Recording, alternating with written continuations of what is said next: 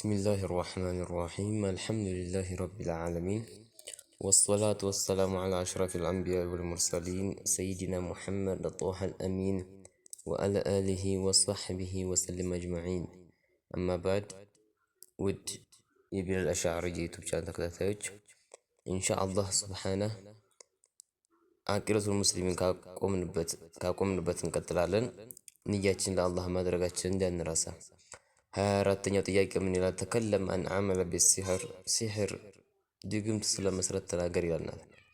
ጀዋብ አመሉ ሲሕር መስራት ሐራም ነው።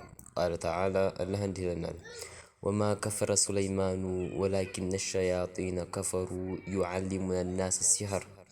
ወማ ከፈረ ሱለይማኑ እኮ አልከፈሩም ነበረ። ወላኪነ ሸያጢነ ሸይጣኖች ግን ከፈሩ ክደዋል። ዩዓሊሙነ ናስ ሲሕር ድግምትን ስላስተማሩ። አልሐዲስ በሐዲስ መጥቷል። ኢጅተኒቡ ሰብዐ መዋቢቃት ከሰባት አጥፊ ነገሮች ተጠንቀቁ አሉ ነቢዩ ዓለይሂ ሰላቱ ወሰላም። ቂለ አሏቸው ሰሃቦችም ወማ ሂየ ያ ረሱለላህ ምንድን ናቸው እነዚህ ሰባቶቹ ሲሏቸው፣ ቃለ ነቢዩም ዓለይሂ ሰላቱ ወሰላም እንዲህ አሏቸው፣ አሽርኩ ቢላህ ወሲሕር። አልሐዲስ የመጀመሪያው በአላህ ማጋራት ሲሆን ሁለተኛው ሲሕር ድግምት መስራት ነው ይሉናል። አምስቱን አልተጠቀሰም እዚህ ኪታብ ላይ። ነገር ግን ሸርህ ዐቂደቱል ሙስሊም ላይ ፕሌሊስት ላይ እዛ ሙሉ ተጠቅሷል። ሙሉ ማወቅ የሚፈልግ እዛ ገብቶ ሸርህ ዐቂደቱል ሙስሊም ጥያቄ 24 ላይ ታገኙታላችሁ ማለት ነው። ይሄንን ሐዲስ ሙስሊም በዘገበውልናል። 25ኛው ጥያቄ ሱአል ጥያቄ መደሊሉ መስረጃው ምንድነው? አለ አመን ረሚየ ወረቀትን የጣለ ፊሃ እዛች ወረቀት ውስጥ ኢስሙላህ የአላህ ስም ካለበት ፊ ቀዙራት ቆሻሻ ቦታ ውስጥ የጣለ ቢቀስድል ኢስቲኽፋፍ ለማንቋሽ ብሎ ከፈለገ ከጣለው የክፉር ይከፍራልን ነው ጥያቄው። ጀዋቡ ላጁዙ ረሚ ወረቀትን መጣል እኮ አይበቃም። ፊሃ እዛች ወረቀት ውስጥ ኢስሚላሂ የአላህ ስም ካለበት ፊል ሙስተቅዘር ቆሻሻ ቦታ ውስጥ መጣል አይቻልም። ወለዚ የፍዐሉ ዛሊከ ይህን ነገር የሰራ አይቻልም እያል ነው። የሰራ ኢስቲኽፋፍን ለማንቋሸሽ ፈልጎ የክፉር ከእስልምና ይወጣል። ለዚህም ማስረጃችን ቃለ ተዓላ አላህ እንዲህ ይለናል፣ ቁል ብለህ በላቸው ያ ሙሐመድ አቢላሂ በአላህ ነው፣ ወአያቲ በቁርአን አያቱ ነው፣ ወረሱሊህ በረሱሎቹ ነው፣ ኩንቱም ተስተህዚኡን በማን ነው የምትቀልዱት? ላተዕተዚሩ ምህኛት አታምጡ፣ ቀድ ከፈርቱም ባዕደ ኢማኒኩም ካመናችሁ በኋላ ከፍራችኋልና ይለናል አላህ ሱብሓነሁ ወተዓላ ሱረቱ ተውበት ላይ። እንዲሁም ቃል ኢብኑ ዓቢዲን ታላቁ ዓሊም ኢብኑ ዓቢዲን ምን ይላሉ? የክፉር ከእስልምና ይወጣል አሉ። ልብ በሉ። መረምየል ሙስሐፍ ቁርአንን የጣል ፊል ቃዙራት ቆሻሻ ቦታ ውስጥ ቁርአን የጣለ ይከፍራል። ወለው ለም የቅሲድል ኢስቲኽፋፍ ማንቋሸሽን ባይፈልግበት እንኳን ሊአነ ፊዕለሁ ስራው የዱሉ የሚያመላክት ነው አለል ኢስቲኽፋፍ ማንቋሸሽን። ሰውየው ማንቋሸሽን አልፈለኩም እና ነው የጣልኩት እና አልከፍርም ቢል ተቀባይነት የለውም። ስራው ለራሱ ማንቋሸሽን የሚያመላክት ነው እና ማለት ነው። ይህንን ኢብኑ ዓቢዲን ዘግቦልናል፣ አስተላልፎልናል። አፍዋን 26ኛው ጥያቄ ማ ሁክሙ ነዝር ሁክሙ የመሳል ሁክሙ ምንድን ነው ይለናል። ጀዋብ መልሱ የጁዙ ነዝር መሳል ይበቃል። ፊማ ሁወ ቁርበቱ ኢለላሂ ወደ አላህ የሚያቀርብ ከሆነ ይበቃል። ወየጅብ ወፈአ ቢሂ ወደ አላህ የሚያቀርብ ከሆነ ደግሞ መሙላት ግዴታ ይሆንብናል። አማ ማ ሁወ ሙሐረም ለሐራም እሳ ከሆነ ፈላ ጁዙ ወላ የጅቡ ወፈአ ቢሂ አይበቃም፣ መሳሉም አይበቃም፣ መሙላትም አይበቃም ያንን ነገር። ቃለ ተዓላ አላህ እንዲህ ይለናል፣ ዩፉነ ቢነዝር ነዝራቸውን ሙሉ ወይም ነዝራቸውን ይሞሉ ነበር ይለናል አላህ ሱብሓነሁ ወተዓላ ሱረቱል ኢንሳን ላይ። አልሐዲስ በሐዲስ መጥቷል። መን ነዘረ የተነዘር ወይም የተሳለ አዩዕጢላህ አላህን ለመገዛት ከሆነ ፈልዩጢዕሁ ይገዛ ማለትም ተስሎ ከሆነ ስለቱን ይሙላ ማለት ነው። ወመን ነዘረ የተሳለ አያዕሲየሁ ለመወንጀል ከሆነ ፈላ ያዕሲሂ አይወንጅል ብለዋል ታላቁ ሰው ዓለይሂ ሰላቱ ወሰላም ቡኻሪ በዘገቡት ሐዲስ። ስለዚህ መሳል ይበቃል ማለት ነው ወደ አላህ የሚያቀርብ ከሆነ። 27ኛው ጥያቄ መደሊሉ ማስረጃው ምንድን ነው? አለ አነ ሰውተ መርአተ የሴት ልጅ ድምፅ ለይሰ ዐውረት እንዳላይደለ ማስረጃው ምንድን ነው ይለናል ጥያቄያችን። አንዳንድ ጊዜ እዚህ ላይ የተለያዩ የሱፍይ አቀንቃኝ የሆኑ ሴት እህቶች ነሽዳ በሚሉ ሰዓት ታች ሰፈሮች ወሃብያዎች ሽርክ ሰሩ። እነዚህ ያው አህባሽ ስለሚሉ አህባሽ ልበለው አህባሾቹ ሽርክ ሰሩ ምናምን እያሉ ብዙ ወሬ ያናፍሳሉ። የሴት ልጅ ድምፅ ሐራም ነው እያሉ ማለት ነው፣ ዐውረት ነው ስለሚሉ ነው።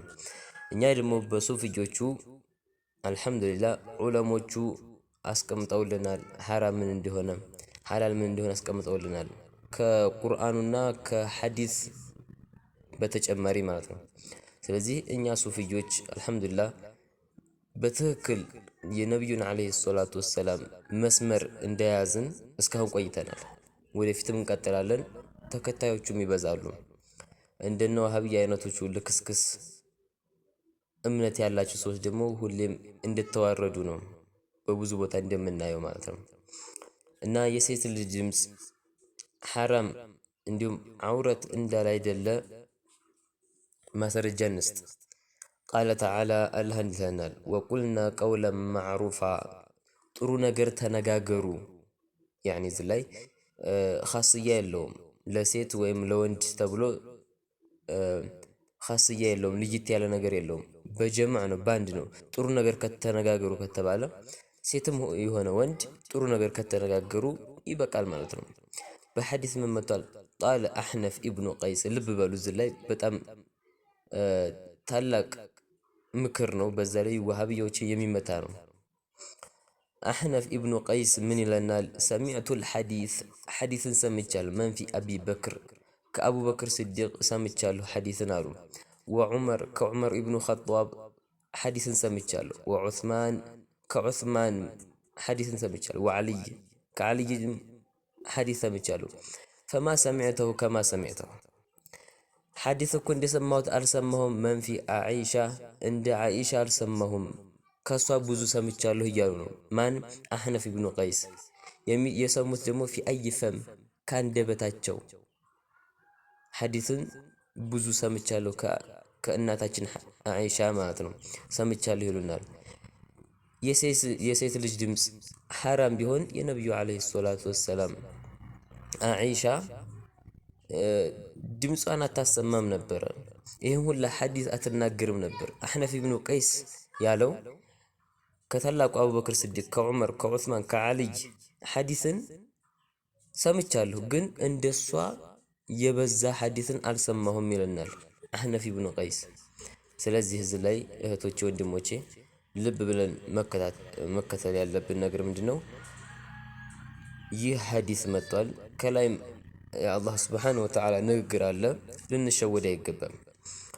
በተጨማሪው ደግሞ ፕሌሊስቱ ላይ ዩቱብ ላይ ቻናላችን ላይ ማለት ነው ሸርህ አቂረቱል ሙስሊም ላይ በደንብ ያብራረዋል። ሸርህ ስለተደረገ ይህ አቂረቱል ሙስሊሚን ማለት ነው። እና 27ኛውን ጥያቄ ብታዩት በደንብ ከዚህ በላይ ያብራራችኋል። ነገር ግን ይሄ በቂ ነው። ሐዲስ አለ የተረጋገጠ፣ ቁርአን አለ፣ በቂ ነው። ይህን ሐዲስ ደግሞ ሐከም ሲዘግበው ሙስተድረክ የሚባል ኪታባቸው ላይ አስፍረውልናል ማለት ነው። 28ኛው ጥያቄ ምንድነው? ተከለመ አን ሲፈቲላሂል ከላም የአላህ የንግግር ባህሪን ተናገር ይላል። አላህ የተከለም ይናገራል፣ ሁላችንም እንደምናምነው። ላክ ከላመና ንግግሩ ግን እንደኛ አይደለም። ከላመሁ ንግግሩ ለይሰ ሐርፍ አይደለም፣ ፊደል ወላ ሰውተን ድምፅ አይደለም፣ ወላ ሉገተን ቋንቋም አይደለም። ቃለ ተዓላ ወከለመ አላሁ ሙሳ ተክሊማ። አላህ ነቢዩ ሙሳን አነጋግሯቸዋል። አላህ የንግግር ባህሪ የለውም ካለ አንድ ሰው ከእስልምና ያስወጠዋል። ግን አላህ የንግግር ባህሪ ያለው ነገር ግን በሐርፍ በሶት በሉጋ አይደለም። ለዚህም ታላቁ ኢማሙ አቡ ሐኒፋ ፊ ፊቅሂል አብሰጥ ላይ ምን ይላሉ? ወይተከለሙ ይናገራል አሉ አላህ ማለት ነው። ላክ ከላመና እንደኛ ንግግር አይደለም። ወነሕኑ እኛ ነተከለሙ ቢልአላት በመሳሪያ እንናገራለን። ያኒ መሳሪያ ምላስ፣ ጥርስ፣ ከንፈር የምንለው ካለ እነሱ ያው ሐርፉን አናወጣውም። ሲን ለማለት አሁን ጥርስ ከሌለን አስቸጋሪ ነው የሚሆነው። ስለዚህ እነዚህ የጠቀስኳቸው መሳሪያ ናቸው። በእኛ በመሳሪያ እንናገራለን፣ ወልሑሩፍ በሐርፍም እንናገራለን አሉ። ወላሁ ተዓላ የተጣራው ጌታሳ የተከለሙ ይናገራል ቢላ አለትን ወላ ሑሩፊን ያለ መሳሪያና ያለ ሐርፍ ይናገራል ይለናል ታላቁ ዓሊም ኢማሙ አቡ ሐኒፋ። ኢንሻአላህ ሱብሓነሁ እዚህ አቁመዋለሁኝ።